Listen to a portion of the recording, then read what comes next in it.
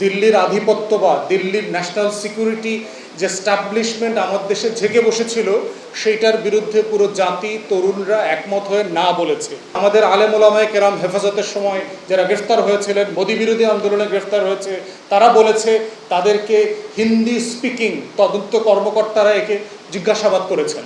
দেখেন আমরা জুলাইতে কি পেয়েছি। 20 বছর পর দেশের মানুষ ভোট দিতে পেরেছে প্রথমবারের মতো।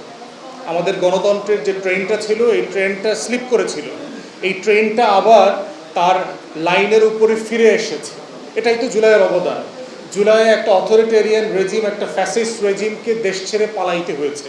দিল্লির আধিপত্যবাদ, দিল্লির ন্যাশনাল সিকিউরিটি যে স্টাবলিশমেন্ট আমার দেশে ঝেঁকে বসেছিল, সেইটার বিরুদ্ধে পুরো জাতি, তরুণরা একমত হয়ে না বলেছে।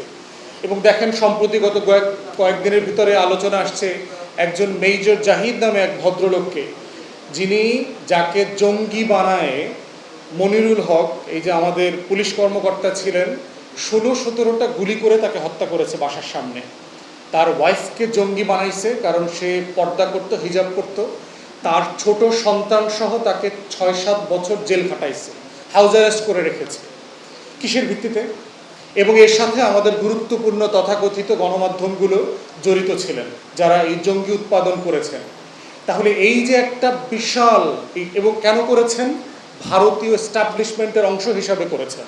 এবং এগুলো আজকে আমরা আগে থেকেই বলেছি, এগুলো এখন এভিডেন্স আকারে আসতেছে, আইসিটিতে আসতেছে, জবানবন্দিতে আসতেছে, পুলিশ কর্মকর্তারা বলছেন, গণমাধ্যমগুলো বলছেন। তো সেই জায়গাতে হচ্ছে এই যে আমাদের ডিজিএফআই অফিসে যে রয়ের একটা উইং বসছে, তারেক আহমদ সিদ্দিকী, জিয়াউল হাসানরা মিলে সেনাবাহিনীর ভিতরে প্যারালাল কমান্ড স্ট্রাকচার তৈরি করেছেন। রাষ্ট্রের প্রত্যেকটা কাঠামো ভেঙে গেছে। প্রত্যেকটা আমাদের আলেম ওলামায়ে কেরাম হেফাজতের সময় যারা গ্রেফতার হয়েছিলেন, মোদী বিরোধী আন্দোলনে গ্রেফতার হয়েছে, তারা বলেছে তাদেরকে হিন্দি স্পিকিং তদন্ত কর্মকর্তারা একে জিজ্ঞাসাবাদ করেছেন। তাহলে এই যে কাঠামোগত স্বাধীনতা আমরা হারিয়ে ফেলেছিলাম, আমাদের জাতীয় নিরাপত্তা হুমকি তৈরি হয়েছিল, সেই জায়গা থেকে বাংলাদেশ আবার ঘুরে দাঁড়িয়েছে।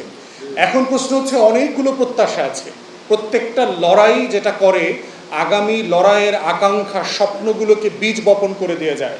তো এই জন্য কোনো লড়াইয়ের মধ্য দিয়েই শতভাগ স্বপ্ন কখনো বাস্তবায়িত হয়নি।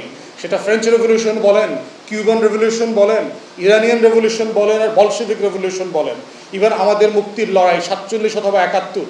এই জন্য আমরা বোধ করছি জাতি হিসাবে, আমার পলিটি আকারে, আমার রাজনৈতিক সত্তা আকারে, নাগরিক আকারে আমার কন্টিনিউ রেসপন্সিবিলিটি হচ্ছে আমার মানুষের জন্য সেই অপূর্ণ হওয়া যে লড়াইটার অংশটা রয়ে গেছে, ওটার জন্য কন্টিনিউয়াস লড়তে থাকা, কন্টিনিউয়াস বলতে থাকা, কন্টিনিউয়াস আলাপ করতে থাকা। এটার মধ্য দিয়ে জাতি হচ্ছে ঋদ্ধ হয়, জাতি সমৃদ্ধ হয়, জাতি তার আকাঙ্ক্ষা পূরণের লক্ষ্যে এগিয়ে চলে।